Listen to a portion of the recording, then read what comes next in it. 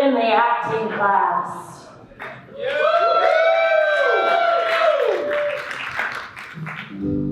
Why do we act? And what is acting? They say that acting is just plain pretend. But if we pretend that we are acting, then we're just acting something really begin. Acting is real, but so is faking. And never faking since it was when we dance. Reality sucks, and so does acting. But here we are in midnight eyes. I am a professional actor, member of the screen and the film. I so many things to tell you, so be ready for your mind to be filled.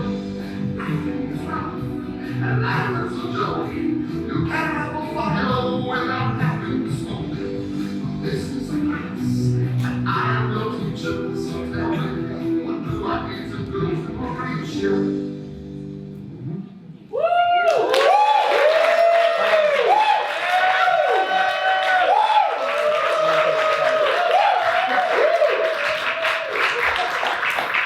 Hello everyone, my name is Connor Ratliff and this is Connor Ratliff Presents the Acting Class. I am a professional actor. I was trained to learn how to act on 2 continents.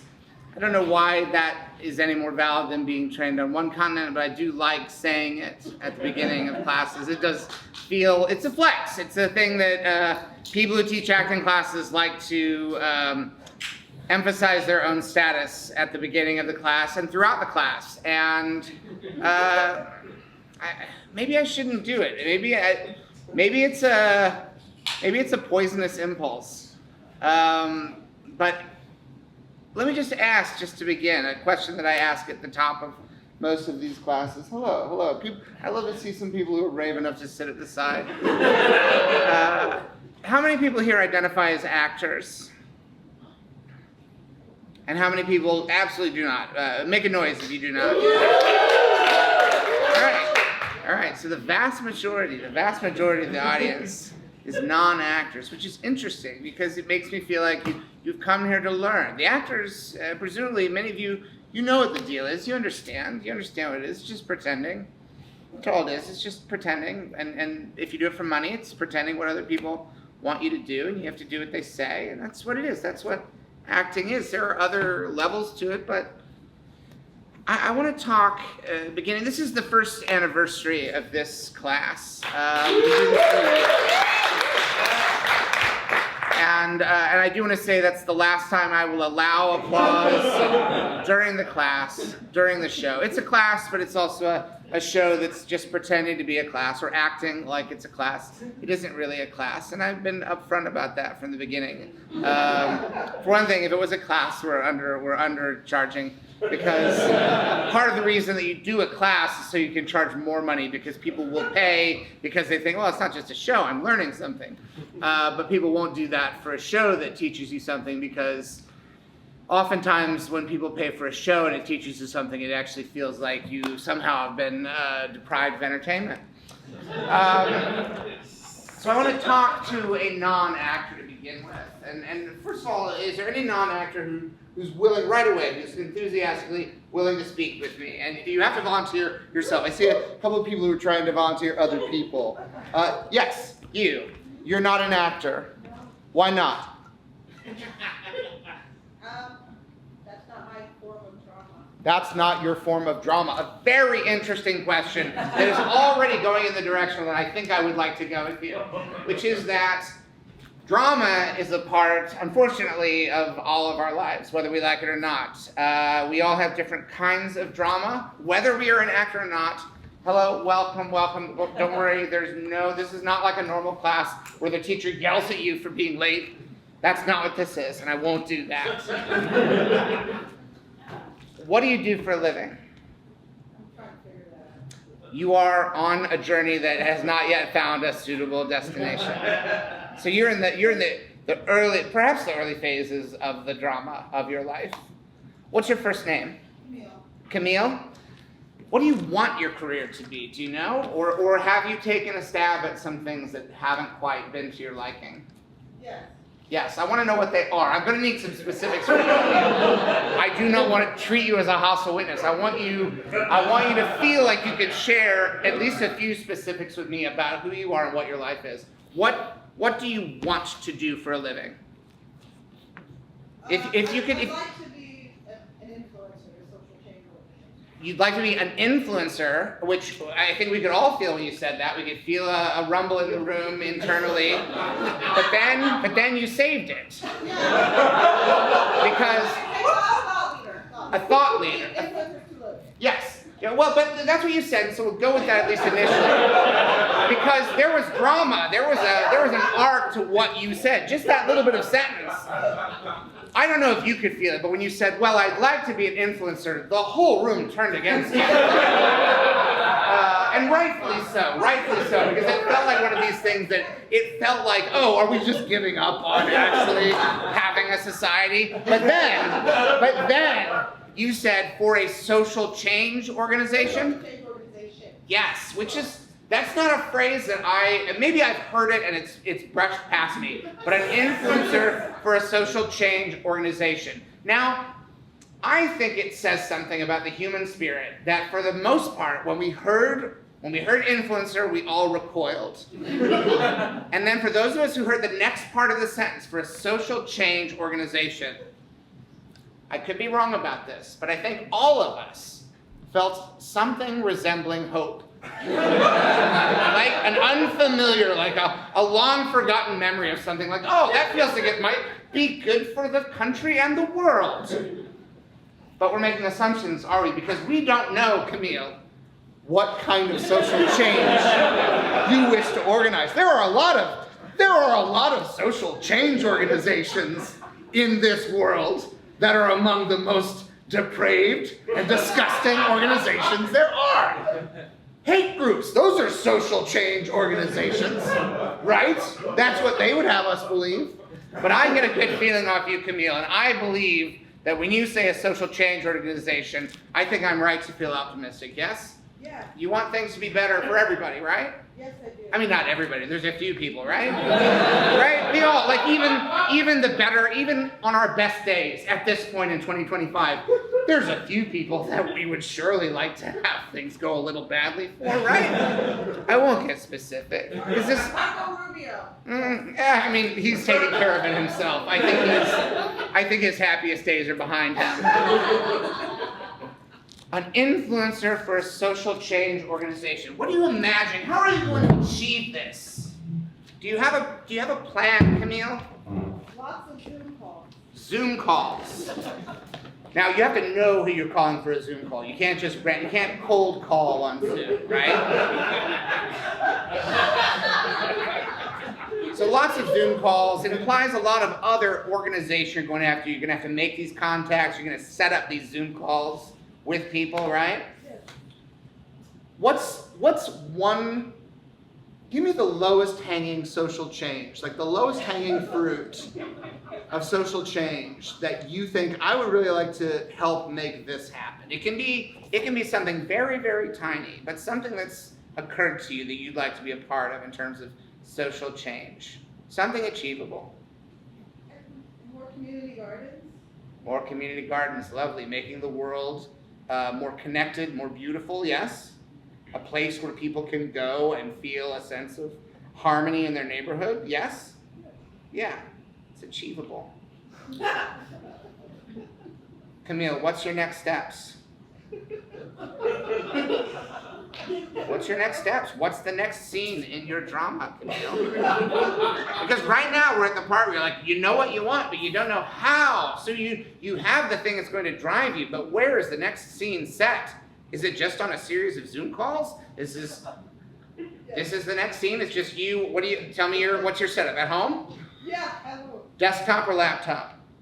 Laptop. Laptop, computer, walk me through, paint the picture for me, Camille. What does the scene look like? Apartment? House. Apartment? Okay, apartment. Do you live with any other people or do you live alone? I live with my son. You live with your son. I hope this isn't too personal. Well behaved?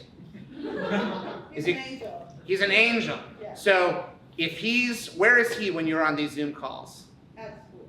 At school. So these are daytime Zoom calls. Curtains are drawn, so you got that sunlight, that natural light from the Zoom call. And how long are these Zoom calls that you take? If you have it set up, is this about right? Is this about right? Here we are. Where's your microphone? Is the microphone on the laptop? Or do you have something hooked in? Hooked in. Hooked in, what kind? Is it a snowball? What is it? In the street. Sorry, like a street. Okay, all right, so you got it here, and you're in the meeting, and who else is in the meeting? Some lady. Some lady. And so this is where the change happens. Wait, do you have a mouse, or is it just all on the trackpad? Mouse. Mouse? So you got the mouse, you got the mic, you got a good source of light. Yeah. Son is at school, he's an angel, he's doing well, he's the future. He's learning what he needs to pave his path forward. And you are there on a Zoom call with some lady. Lady, I don't know who you are, but I want to make a community garden. Right? And when I say I want to make a community garden, I'm selling myself short because my vision is multiple community gardens. But the journey of 1,000 miles begins with a single step. Am I right, lady? You're nodding, you're nodding. I wish you'd say something, but it's okay. If you want to listen, that's great.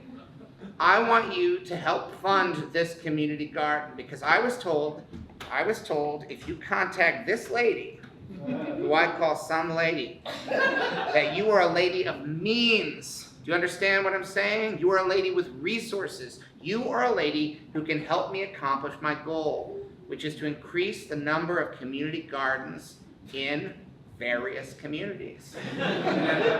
Starting locally, but hey, eventually we'll go global, right? There'll be so many community gardens locally we won't need anymore. We have to start expanding statewide, nationwide, continent-wide. Then we move to other continents until there are community gardens all over the world. But I need a yes from you, lady. Okay? I need a verbal yes, or you can nod. I'll see that. I'll see that on the screen if you nod. All right, you're nodding. You're nodding.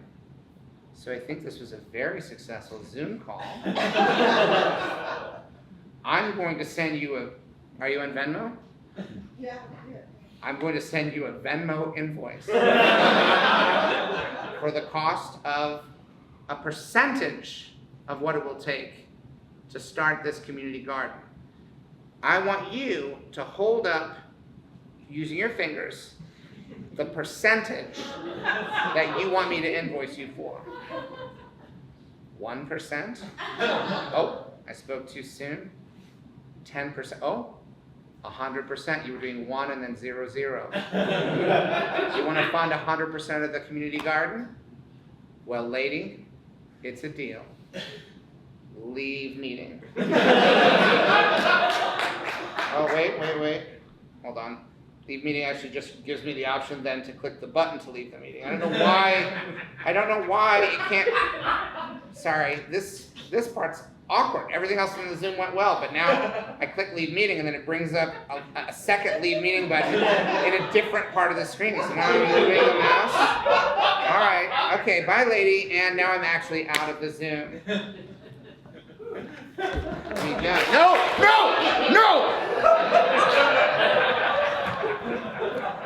I don't need that, and I don't want it, and I won't have it. If you want to laugh, that's fine. That's your workaround for clapping. If you feel like clapping and you feel these hands starting to do this, I don't care if it's a fake laugh, but I'd rather hear a laugh or any noise at all. But not that. I don't need that kind of glory. If the sides are filling out with latecomers, I want to talk to another non-actor in a different field. Not an influencer and not someone who's interested in social change. All right? So it shouldn't be too hard. Yes. You're a non-actor. I'm a non-actor. You're a non-actor. You've never acted. Never acted. Ever. Not in school. I do improvisation. You do improv occasionally. Yeah. You know what? Doesn't count. I'm going to say it. For the purposes of this class, doesn't count. You do 1,000 improv shows, you don't count as an actor in this class. We do not validate improv acting in this class. It is valid, but not here. And not now. Because I don't want to go down that rabbit hole. So we're not going to talk about your improv life. Tell me about the other areas of your life. I do research. You do research. It's going to be a series of scenes where I'm sitting at a computer, isn't it? What kind of research do you do? What is your field of study? Psychiatric genetics. Psychiatric genetics. My mind goes to the films of David Cronenberg, but I imagine it's probably less fraught than that. Am I right? Less flies. Fewer flies. Yeah. Studying genetics of bipolar disorder and substance use disorders. All right, so serious stuff. Serious stuff. And I assume, what's your goal? Why'd you get into this? Grad school kind of took me that way. Grad school took you that way. What did you think you were going to be when you were an undergrad? A teacher. A teacher. What did you think you were going to teach? Not, what's the words again? Psychiatric genetics? Thought I was going to teach math. Math. Basic math or advanced stuff? Like statistics. Statistics, stats. Yeah. You just wanted to look at the stats. You wanted to be the beloved statistics teacher in the high school. So you could talk about baseball in front of your kids. Be the cool teacher. Oh, yeah. Hey kids, welcome to stats. What's your last name? Coombs. Spell it for me. C-O-O-M-B-E-S. C-O-O-M-B-E-S. Coombs. The B is silent. It rolls right through. But it's implied, right? The way you say it, you go Coombs. It's like a selfish bee, like a bee that you just like. It's all for me. A bee for me. I'm Mr. Coombs. You just eat that bee up every time. You don't give it to anyone. Welcome to class. My name is Mr. Coombs. Coombs. And this is statistics. If you're not here for statistics, you're in the wrong classroom. You got mixed up. It happens. Day one, freshman. You don't know the building. You don't know where you're going. You're afraid. 9 out of 10 freshmen don't know where they're going. That's a statistic, right? That's a statistic. If you didn't like that, you're in the wrong class. That's the kind of thing we're going to be doing all the time. Stats. It's math, but it's about something, you know? It's not some abstract thing. It's not X plus Y equals whatever. No, statistics is something that we're going to be using real world examples. All right? All kinds of things. Any baseball fans here? Any baseball fans? No? No? 2, 3? Okay. How about basketball? You like basketball? Oh yeah, everybody likes basketball. People watching the playoffs? Yeah. All right. So how many, right? That's statistics. Right? Right? And how many minutes out of how many whatever is left? That's statistics, right? When you're watching a basketball game, when you're watching the playoffs, what you're watching is statistics in motion. All right? Yeah, it's athletics, sure. But under the athletics is a layer of statistics. Everything they do changes what the stats are. And I think that's fascinating. You don't think about it in your life. Everyone thinks I'm an individual, I'm not a number. But no, underneath all of us, we're a statistic. We're part of an infinite number of statistics. It all depends on how you're counting what's what. Now I dabble in improv every now and then. I won't get into it, but that's right. Mr. Coombs dabbles in improvised performance every now and then. And improvised performances, 9 out of 10 scenes don't go well. That's a stat. And that is clocked. That is clocked globally. Now I'm counting class shows. All right? Maybe that's not fair. But it's, good things happen in class shows too. And they skew the stats. I know we don't like to think that numbers or what we are deep down, all right? Because you think, I'm an individual, I'm not a number. But what's an individual? That's number one. Oh no, that's the beginning of a statistic. When you're looking out for number one, uh-oh, the root of that is the root of all statistics. Am I right? Am I right? Is this the right way to talk about statistics? I hate math. But you love it. But you didn't stay in statistics. You never even taught a statistics class. I do teach statistics too. You do. Yeah. You withheld that from me, Mr. Coombs. So you teach statistics, but you also do research in psychiatric genetics. Where do you do this, Mr. Coombs? All right. The Mayo Clinic. The Mayo.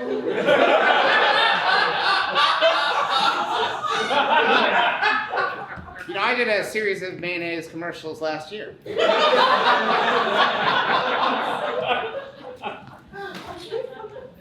Who do you work with, Mr. Coombs? Who are your peers? Who are your colleagues? You're here? You brought the whole team? Who's working on the psychiatric genetics right now? We're all here for a grant meeting. You're all here.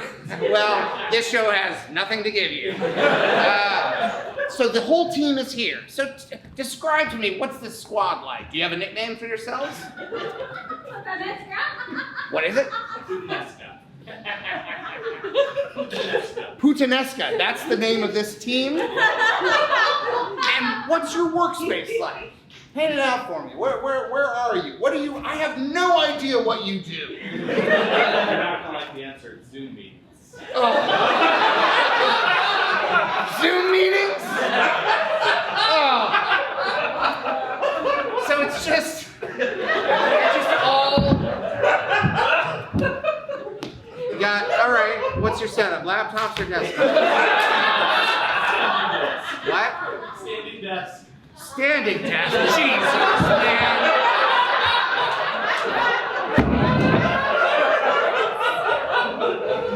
Got a mouse? Or are you working the trackpad? We've got a desktop. You have a desktop standing desk with a mouse? Yeah. How sturdy is the table? Is it in danger but you bump it and then knock the desktop over? I certainly hope not. I'd have to lean for you on that. All right.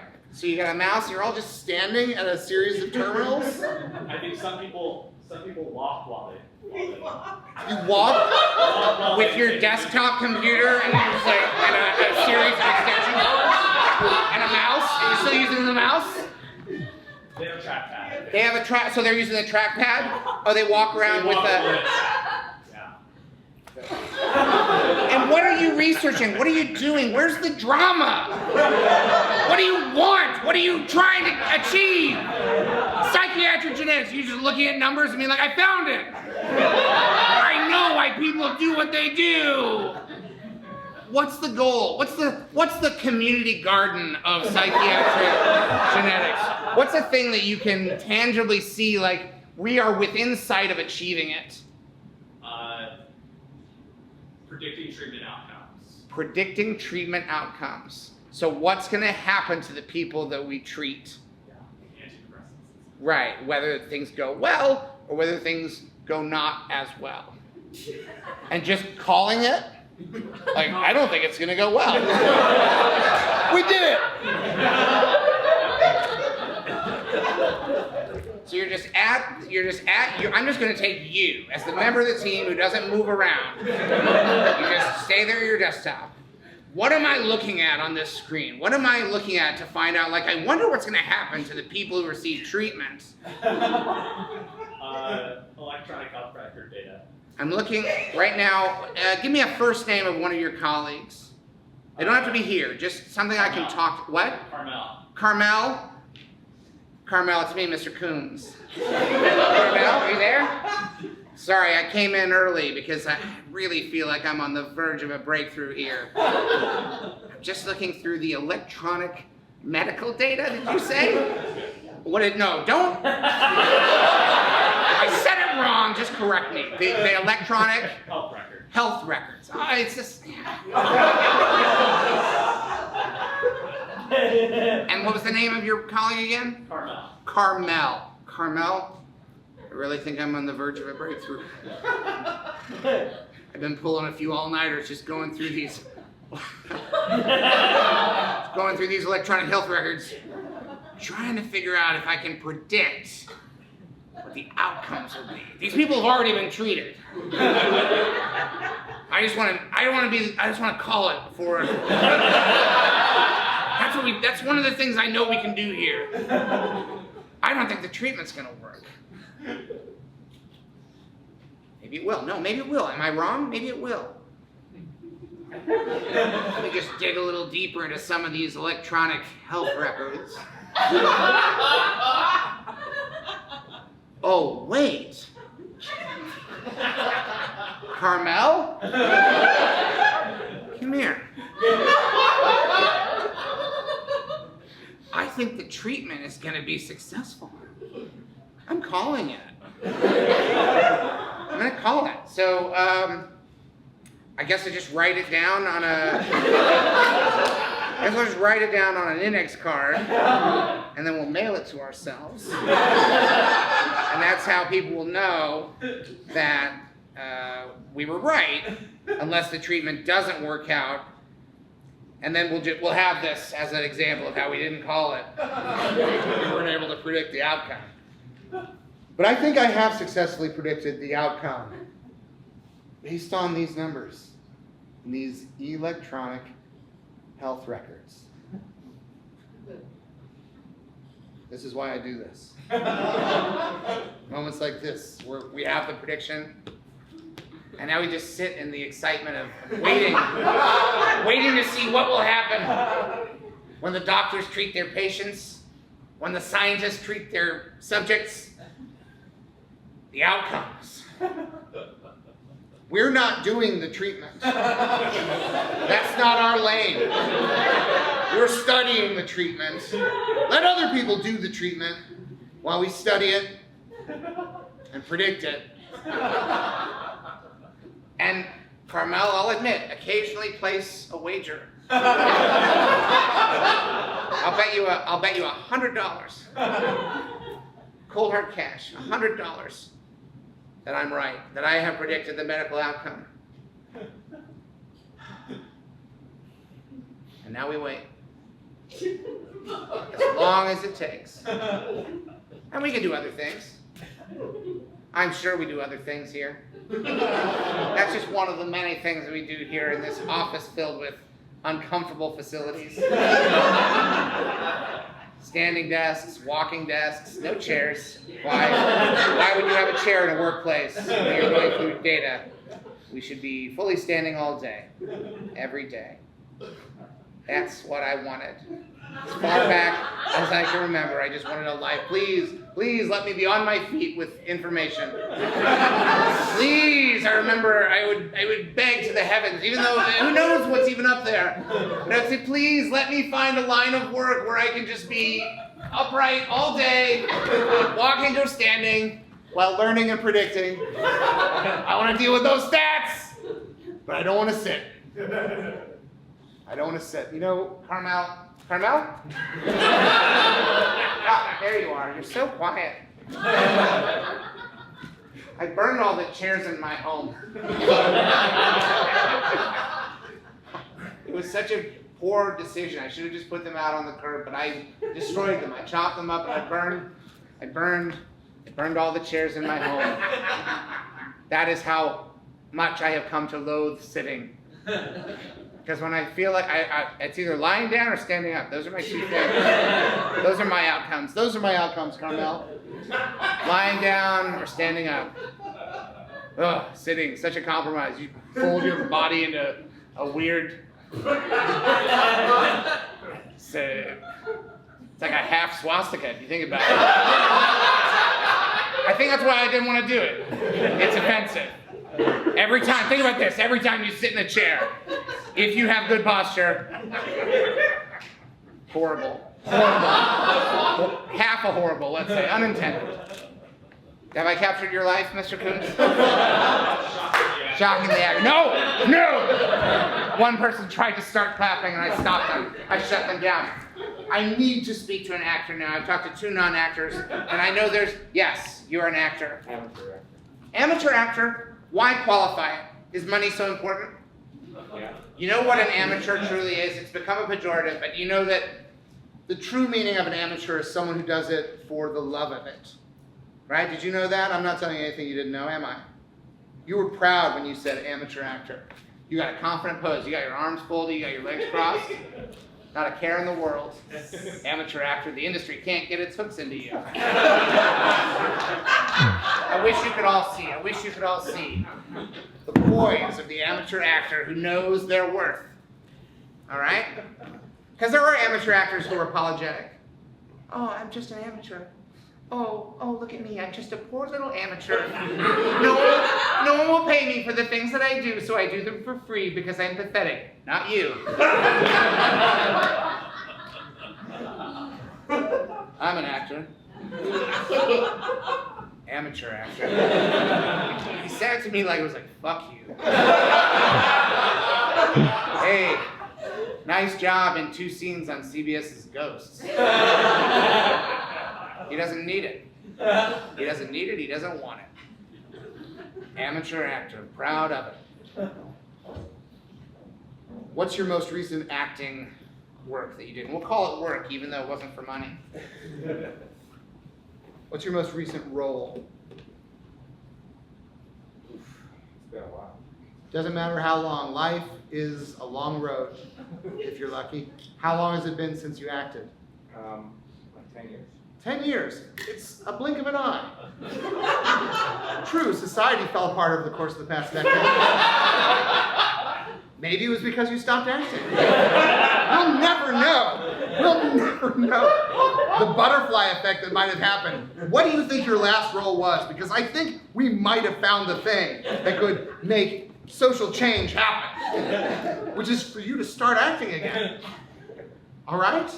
The world shut down 5 years into your break from acting, your hiatus. What was the last acting you did?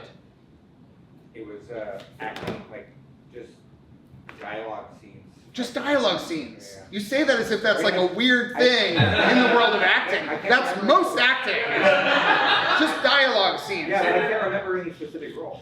Was it for the stage? Was it in front of a camera? Was it in a friend's film? It was in an acting class. In an acting class. This is an acting class. It isn't really. But it was in an acting class. You were doing scenes with other actors. Did you feel this class was going well? Did you enjoy this class? Yeah. What's a character that you remember playing in an acting class? Because I do think there is a non-zero chance that your hiatus from acting has upset the balance of the world. What's your first name? Eric. Eric, with a K or a C? See? Eric with a C. Eric with a C. What's the first role or your favorite role you've ever played as an amateur actor? First role was in an anti-drug play in 7th grade. Anti-drug play in 7th grade. What was that role? I'm going to confess something to you because you and I have a shared history. This was 7th grade? All right. I was cast in a local production of something called the Safety Kids. The Safety Kids were anti-drug propaganda that would go from school to school, teaching kids that it's not cool to do drugs or to let your friends pressure you into doing things you don't want to do. Was yours a similar kind of thing? It was a play that was done every year with the 7th grade class. Every year, a traditional 7th grade production, Yeah. encouraging. It just went through all the different drugs and why you shouldn't do them. And what was your character in this? Cocaine. You played cocaine.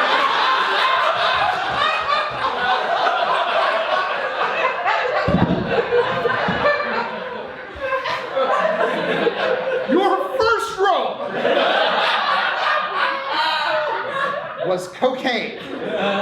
As a child actor, your entree to the world of treading the boards was in the role of cocaine. What did cocaine do in this play, in this production? It was more of a monologue of me basically like talking about how cocaine ruined my life. Oh, so Not you, about how it like actually like affected me when I was on cocaine, but how. right. So you weren't embodying cocaine as like, hey everybody! Hi everybody, I'm cocaine! Don't do me! Don't put me in your nose! This is my cousin, crack cocaine! I'm powdered. Look at me. I'm leaving a line of cocaine everywhere I go. No, you were a guy, you basically, what year would this have been, Eric, when you played someone who regrets having done cocaine? 95. 95. Or 94. 94. It's a heavy role. Did you, what did you think about when you played this character? How did you feel when you played this part? I like the attention. You liked the attention. And you had a monologue. So you're just a 7th grader pretending to be, I'm assuming an adult. I'm assuming that this isn't a monologue delivered by a 7th grader saying, kids, I'm the same age as you, but I have lived a life far beyond your average experience, for I have been ravaged by cocaine. So you were playing an adult. Do you remember what you wore? A suit. A suit. That's how we know you're an adult. Did you think you were a Wall Street addict? I was a business guy, yeah. Yeah, business guy. Yeah. Hey kids, don't be like me. I mean, I still have the suit, so I'm not doing that bad. All right? Don't be fooled. Don't be fooled. It has cost me. I have paid a price. But I still dress to impress, despite my problems. I'm better now. I wish I wasn't, because I would love to do more of the cocaine that ruined my life, but I don't want to do it. I don't want to do it. I want to keep working in business. I made bad choices in business. I made bad choices in business when I was on cocaine. I made them so quickly that it felt like I was making good choices. But that was the cocaine fueling the speed of my choices. People were like, he's going so fast. He's going so fast making business choices. He's making business choices at a pace that seems extraordinary. But there's nothing extraordinary about being addicted to cocaine. All right? And I'm here to tell all you middle schoolers, don't do it. Don't do it. I hope that a business person coming to you and telling you this will, I can't stop all of you. I know that. I'm not naive. Some of you are going to do cocaine. I'm not an idiot. I don't think I, a business person, can come here and give you a monologue. And it's gonna, I can see there's already a few kids here that's like, you know, it's a decade off, but like, you're not gonna think back and be like, the business guy said this would be bad. You're gonna, if anything, this might stick in your head as like, well, he did it. Oh, God. Am I making it worse? It's the first time it occurred to me that this monologue for children from a businessman might actually put the idea in your head. Because when I was in 7th grade, cocaine was the last thing on my mind. And my friends, I didn't know anybody in 7th grade was like, where can we find some cocaine? It was not a thing that came up. But if a businessman had come to the school and said, hey kids, listen to me, an adult is completely unrelatable to you. A successful man, well-dressed, someone who's clearly done something with his life, and then I bring up this new and intriguing topic. Don't do what I had a blast doing. Seems fundamentally unfair. Like if I was a 7th grader and I saw me talking to you, I'd be thinking, what does he get off? He got to try cocaine and then stop and regret it. And we're not allowed that experience? We're not allowed the options that this guy had? Fuck you. That's where 7th grade me would be. How dare you come in here to this school with your fancy suit and tell us not to do cocaine? It'd be one thing if someone came here and said, I never did cocaine and I don't think you should either. Because then we're all equal, right? Like, hey, look, I'm a success and I never did cocaine and I don't think any of you should do it. Then I'm not asking you to deprive yourself of something that I enjoyed. It's 1995. All right? Things are good overall. Not for everybody. But man, 10 years ago in the 80s on Wall Street, Oh my God. It was crazy. We're never gonna get that back. We are never gonna get that back. I'm not talking about cocaine anymore, I'm just talking about general regret. Just talking about the passage of time and how you inevitably reach a point where you realize your most exciting times are behind you. And all you have left is to lecture other people about how they should make better choices. Ugh. I disgust myself. I apologize for coming here, kids. I know I've made it wrong. I know the power of suggestion alone has created at least one cocaine addict in this room full of middle schoolers. I hope I balanced it out. I hope there's at least a few that are like, that was so weird that I never wanted to come here. Oh, have we maybe come around to that part where it starts to become pathetic in a way where it really sinks in? Do you know some of the things I did to get cocaine? Do you know some of the things I did? I did some really, really things I'm not proud of. I did some things I'm not proud of. I'm not gonna, hold on. Let me just ask your teacher if it's all right.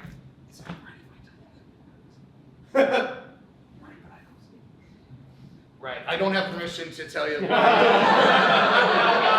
that's a fair call. I mean, you're 7th graders. You get it. You get it. Oh, I just had a flashback.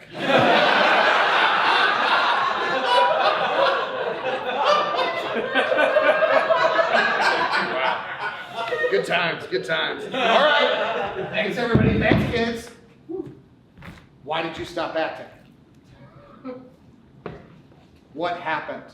Did you just fade away? Are you here seeking to reconnect? Maybe. What do you want? What do you do? I'm an engineer. An engineer. What kind of engineer? Bridges? Making bridges? No, industrial. Industrial. The shape of stuff? No, like basically processes in warehouses and all that. Processes in warehouses. What's your day to day? What do you do?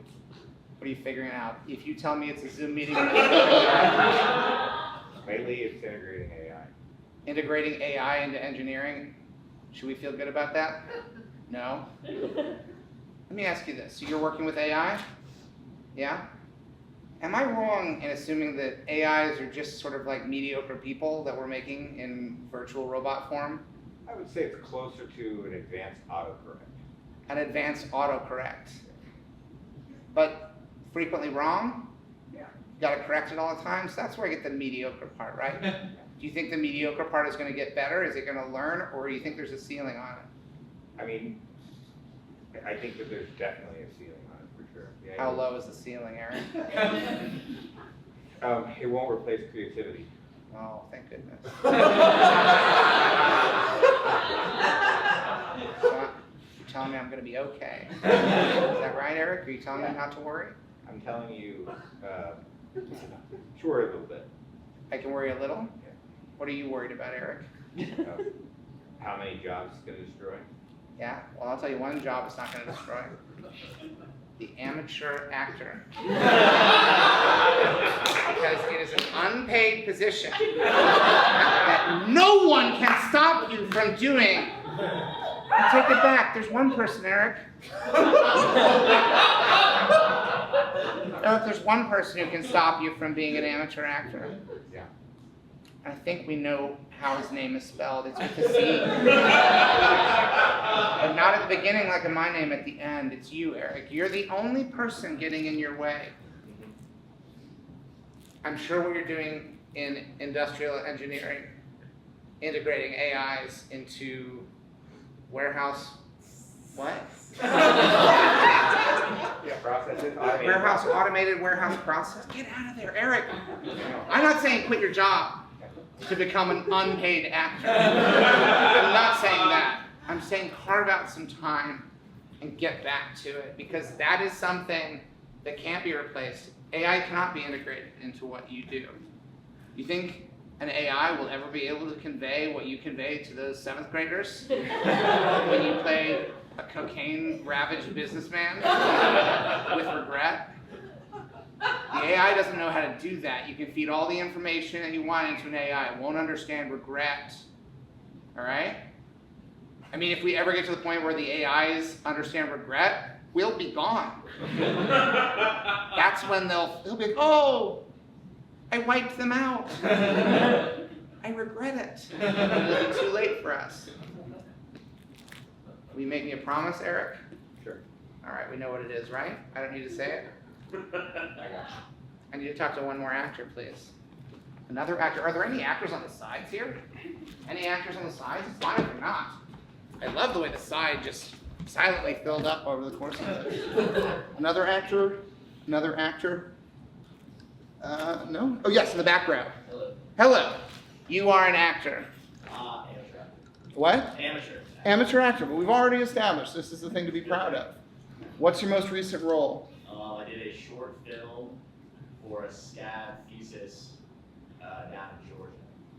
A short film. SCAD thesis, yeah. What's a SCAD thesis? Savannah College of Art Savannah College of Arts and Design.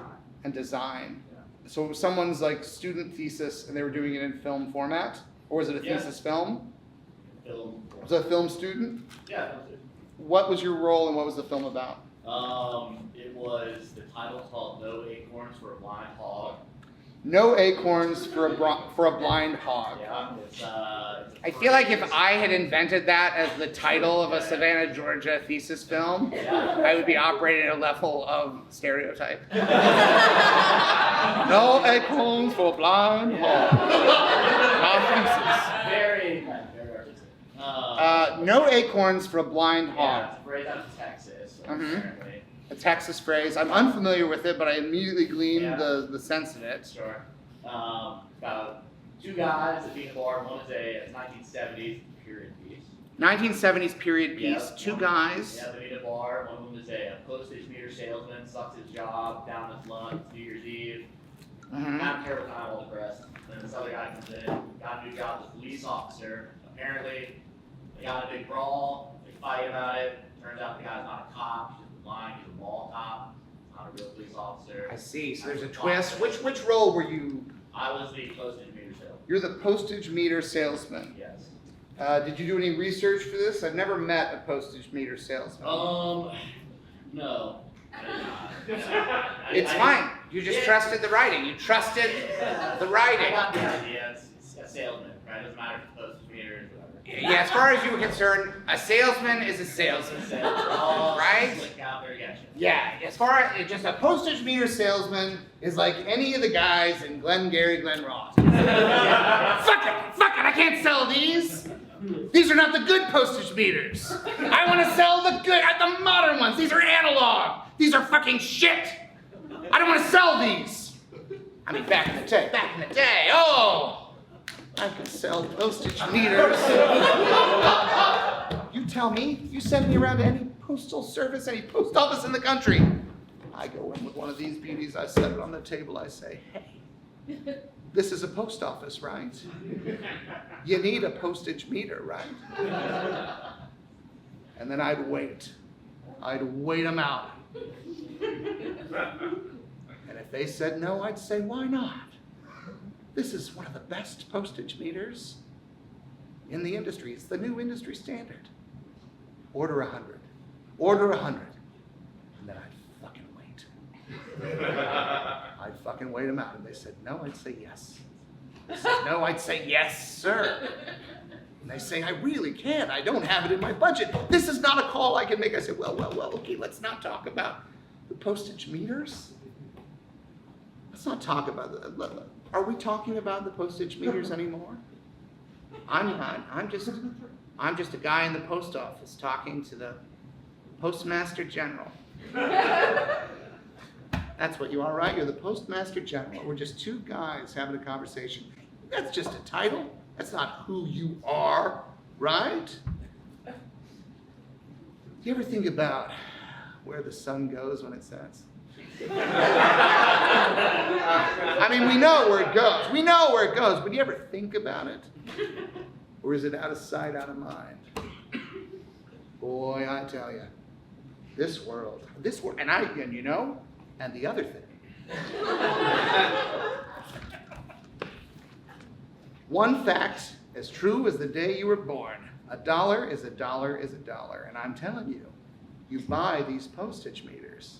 And again, whether you do or you don't, it's no skin off, because I'm not the one who makes, and every time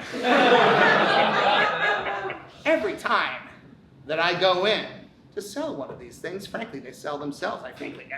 The conversations that I have with people, I'm talking ordinary people, not some high on the hilltop. You know, I'm not talking the Mr. and Mrs., you know, or whatever. I'm saying a meter. It measures. That's what it does. No, who it is, to think of it as a personified thing, which of course we do. A postage meter, sure, you can buy it, but what have you bought? What you bought is the measuring. Not the thing, the measuring. You know, when I was a boy, I fancied myself something of an amateur statistician. I thought that was where my life would take me. Public school, the stats teacher.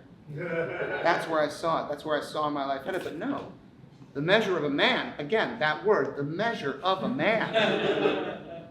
We look at where we are and we zoom out a little. And what do you have? Well, you have a bigger picture, yes. You have a bigger picture, but how do you measure it? Because all of us, there's society, and then there are those of us who are, pardon the word, influencers for social change. Because that's what we do. A society isn't born and then it's one thing, right? No. Society is a moving target. Society is, if you'll forgive the phrase, a garden. It grows. It grows. And when the garden grows, what do? You measure it. You measure the garden. You measure the growth. Again, whether you buy it or not, no skin off my nose.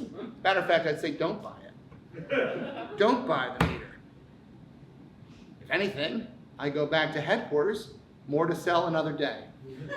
If I don't sell it here, I'll sell it somewhere else. But you know what? I'd rather sell it to you. Because I like the look of this place. I do. It's got a certain something that reminds me of, what's the word, community. I look around here because some places you go in, you look around, you look at the walls, and there's a coldness. There's a feeling of, well, an impersonal feeling. Feeling that you're just inside a bunch of rocks that are held together with some sort of industrial paste. A tomb, if you will, but not here. No, this feels like there's a beating heart to this facility. Yes, this is a post office that feels like home. And home is where the heart is. And the heart, while we're living, is a beating thing. And I don't want to beat a dead horse, but I think you should buy these meters. Salesmanship. Am I right? How did the film turn out? Well, they won their school award. They won Yes. their school award. And what of you in this? Did you contribute nothing? They won their school award. Yeah. A film that you starred in. Yeah. What's the title again? No Acorns for a Blind Hog. Correct. Starring, what's your first name? John. Starring Jonathan, whatever your name is. No, we don't dox people here. First or last names, that's all we take here. Congratulations on the honor. That's not why we do it. You understand that, Jonathan? We don't do it for the honor. We don't do it for the awards. I sense you understand that. You didn't do it for glory, did you? No. Why did you do it, Jonathan? That begs the question. Why did you do it? You wanted to. Why did you want to? Let's dig deeper. Why did you want to, Jonathan? Fun. It's fun. Different. Different. Unique. Unique. We're just covering the same. Right? And you feel good about it. You were honored. Yeah. You helped contribute as part of the ensemble of this film. Yeah. to it going on to a greater glory. What do you think's your next move, Jonathan? I'd like to do more acting. More acting. Get back to it. What's stopping you? Day job. Day job. What else? What do you need, Jonathan? Confidence. Okay, but yeah, you seem confident. You spoke up. Nothing. You need someone to act with? What's that? Do you need someone to act with? Is that what you need? I'm not acting. What? What did you say? What did you say? I said you want to be my acting buddy. I'm busy. But I applaud you. I applaud you. That's the kind of guts that you need. Also, I'm in the union. I can't do it for, you know what I mean? Like there's rules. I can't just. But I'm saying, in this audience alone, I identify at least 2 amateur actors. Just saying, I'm not trying to force something. I'm not trying to force something. And to be honest, I'm only familiar with your work as a solo artist, doing a monologue. So it might be that you're not even in the market for an acting partner. And you don't need one because you can do acting without other people. Acting, can be about connection, but often it's the connection with you and the character and the source material and the audience. So there are already connective tissues when it's just you, when it's just one person.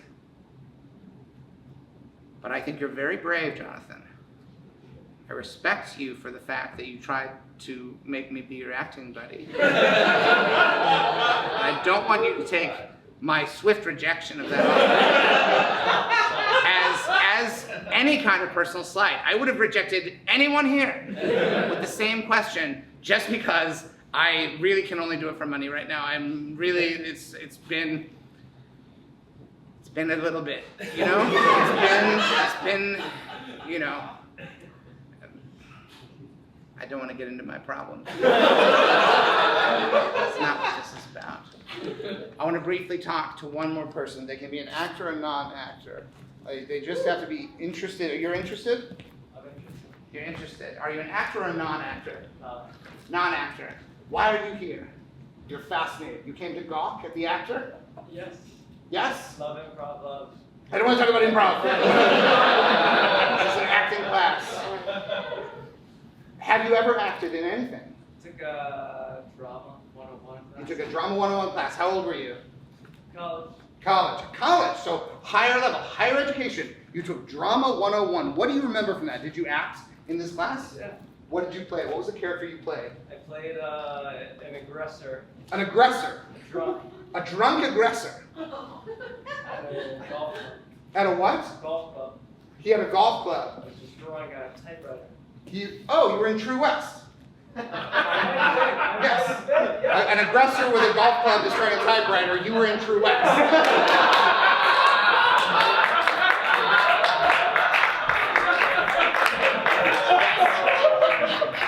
We've now entered the game show portion of the acting class.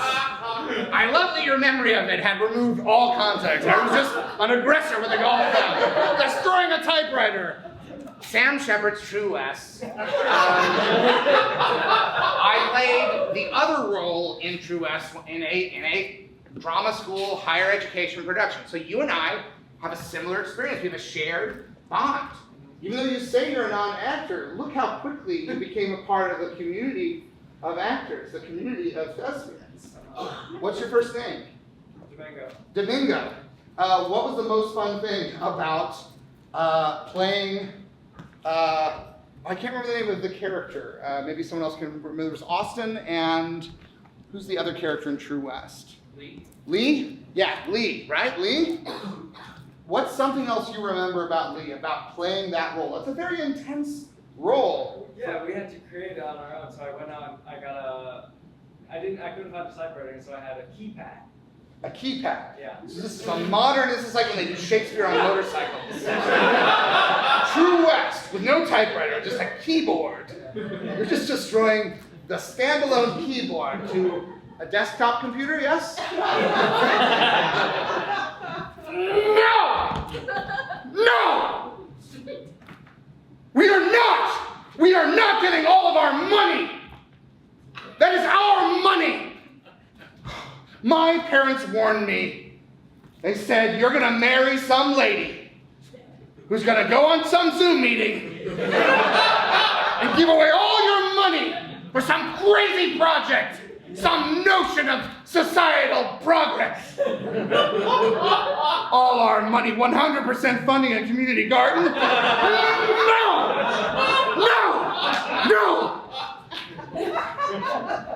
Oh, maybe I'm overreacting.